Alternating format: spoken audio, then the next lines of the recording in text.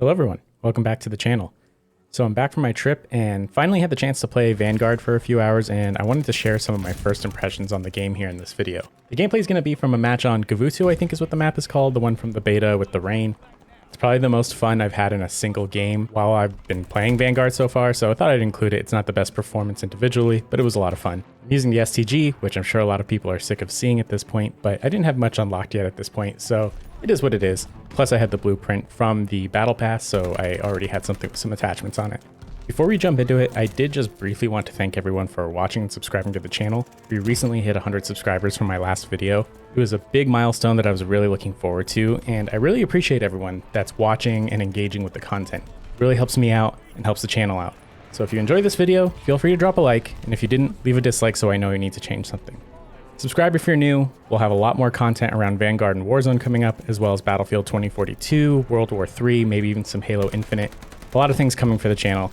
With that, let's jump into Vanguard. Please just keep in mind that these are some of my first impressions, and my thoughts can obviously change over time as I'm exposed to the game a bit more, but I did just want to start off with some of my very early first impressions from my first few hours after I came back. So to get things going, let's do the major positives about this game first. I'd like to front load it a bit with some of the things I'm really liking. And one of the first things I want to talk about is combat pacing. It's probably my favorite addition to this game. I love it.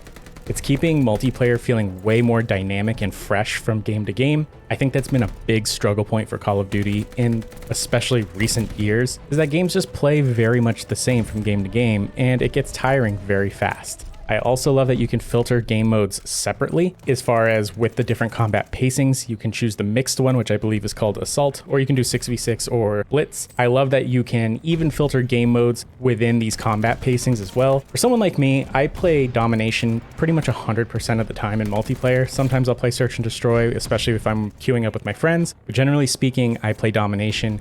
And I love that there's this kind of flexibility, and combat pacing has been really awesome to make longer play sessions feel fresh and new game to game. Next, I really like the look and feel of the maps. The design is pretty good. Obviously, the remakes and the old maps are pretty much what you'd expect if you've played those old maps. For the most part, I like them. I like Castle. The colors are really nice. I think there's a nice middle ground here between Modern Warfare 2019, which was just bland and drab. I've talked about that to death in other videos, and Cold War, which I think was a little overly colorful at times, especially some of like Nuketown, for instance, was a little too much for me. It felt a little comical, though I did like the map in the mall. I thought the color there looked really cool. But coming back to Vanguard, I think that the maps here are a very nice balance between the two. Things are colorful, but they're not overly done. Another thing I really like is the kind of voting at the end for the MVP. I know some people don't like this addition, but I actually mentioned this in a video I did a long time ago about some of the things I would change about Call of Duty multiplayer to sort of revive this aspect of the game. I think multiplayer's really been dying, especially with the advent of Warzone. People just kind of treat multiplayer like a gun ranking mode rather than something they really enjoy and engage with. And I think this voting system at the end will really help a lot. It also puts a lot of emphasis on objective play, especially in modes like Domination. If you get tons of captures or defends, you're guaranteed to be up there. And I have noticed people voting for those who play the objective the most. I've noticed that the people that are getting the most votes are the ones that are doing the thing that's most relevant to the game. So for Domination, people getting the most captures or people getting the most defends. And for kill-based modes like Team Deathmatch, maybe it's the most multi-kills, maybe it's the highest elimination to death ratio. So I actually really like that as well. I do wish the voting aspect would be sped up a little bit. It is a bit long as is, but I like that it's there. So that does it with a few of the positives. I know that seems a little short, but we'll also here get to some of the big negatives I'm noticing right away. And unfortunately for me, I think some of these negatives are really pushing me away from enjoying this experience long term. Again, we'll see as the game evolves and some updates come through, but there's just a few decisions here that I don't quite like, and I don't know if I'll be engaging with Vanguard all that much long term as far as the multiplayer is concerned. So let's get into those. First and foremost, I want to get to my biggest point right away. Visibility is terrible in this game. I'm gonna throw some clips from Das House up as an example. I can't see people half the time. Sometimes I aim in a direction and there's a slight delay between when a guy is in my reticle and their little red name badge coming up over the top.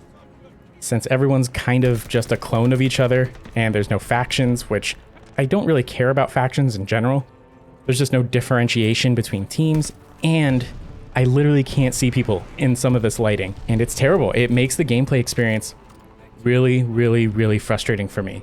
And I hate dying to somebody that I was looking directly at but could not see. Weapon ranking also takes way too long, and this was something that I felt in Modern Warfare 2019 and Cold War, and it continues here. This just seems to be the way and the direction that Activision wants to take weapon ranking in Call of Duty. It just takes so long to get the attachments, and I especially don't like how so many of the attachments just feel like duplicates of each other. There are 2 rectangular yellow dot sights in this game that seemingly only have different reticles, but otherwise are functionally the same. Why? I hate it. It feels to me like a tactic just to sell blueprints. Obviously, somebody like me who's very frustrated with this aspect of the game might be inclined to buy blueprints, which I will do on occasion. I don't like to buy too many things from the store, but I'll do it sometimes. But yeah, I really hope to see the ranking aspect sped up quite a bit. As far as camo challenges, I don't really care about that. I've seen a lot of discussion about camo challenges and getting a lot of criticism from that. I don't really participate in camo challenges that much unless I really like a specific gun. I don't really care about how my gun looks, but if that is a problem, obviously I'd like to see that tweaked, but I can't speak too much on it. And going off of that, zombies I've heard as well is quite bad in this game. I haven't played it myself, probably won't play it myself really, maybe once or twice just to try it out, but obviously I'd like to see that improved if possible. Also, just a quick little side thing, I've run into a lot of enemy dogs and they feel like they have tons of HP. One of the things I used to always do with games that have dogs as a kill streak is I would just shoot the dogs to kill them. But I think with an STG, I shot a dog like 4 times before it actually died. And that feels really strange to me. It's not like they're armored or anything, so hopefully that could get adjusted if they would be interested in that. Really small nitpicky thing, but it just feels awkward to me. Another sort of thing that I don't like, and I'm a little bit torn about this, is what they're doing with drop shotting. So in Cold War, I actually liked that they really nerfed the drop shot mechanic. I like that Cold War was moving away from being so movement based. Slide canceling, all of that, bunny hopping didn't feel like it was as big of a deal in Cold War. It felt like it was more about gun skill versus gun skill, which I personally prefer. So I didn't mind when drop shotting was also made much more difficult. However, in this game, it has a lot of the movement mechanics of Modern Warfare 2019. My understanding is that tack sprint and slide canceling are a little bit nerfed from that game, but they're very similar. When you play the game, it still feels very similar. And drop shotting, though, has received a lot of the same nerfs. You're forced out of ADS when you go prone. I haven't checked to see if there's an attachment that allows you to stay ADS like there was in Cold War, but you are forced out of ADS. And one of the really strange things that I've noticed is if you jump and try to go prone as you're landing, you slide first. It's really weird. I don't like it at all. And the same thing can be said if you're going full sprint and then you hit the button to go prone, you will actually slide before you go prone. I don't think this was a feature in Modern Warfare 2019. I could be wrong, and I don't recall if it was in Cold War. I honestly didn't play Cold War too much. I just played it to grind a few camos on some guns that I liked. But I hate this.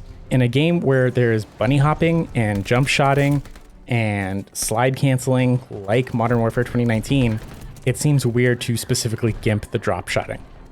I know some people really hate drop shotting, and I understand that it can be frustrating to play against, but I find bunny hopping frustrating to play against, to be honest. And I just don't quite understand this change. Again, I understand it in the context of Cold War, but in these movement Call of Duties, I think it's a little silly. A couple of smaller things, packet burst, I think that'll get fixed with time. Spawns are terrible, even in Domination. The whole reason I play Domination is it's easier to control the spawns, but they're terrible there too. Again, I hope that that will continue to improve with time and patches. I also think the announcer is a little too quiet. I would like to boost the volume of the announcer. Just as a side note about the volume in general, it's not as loud as Modern Warfare. I've talked about before in Modern Warfare that I had to put my volume on 10 out of 100 because the game was so loud. This one I actually had to bump it up to 25, which I kind of like. I mean, I'm kind of neutral on it. It doesn't really matter, but it's just interesting.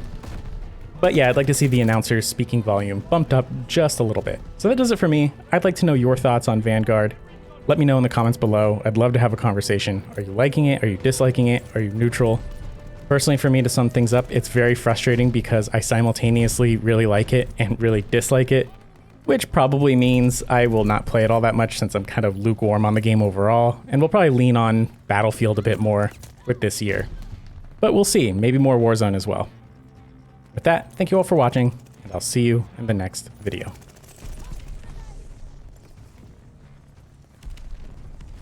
Also, I forgot to mention that this game has ADS bloom, where sometimes your bullets don't go exactly where your reticle is pointing when aimed down the sight. It's fucking stupid and I hate it.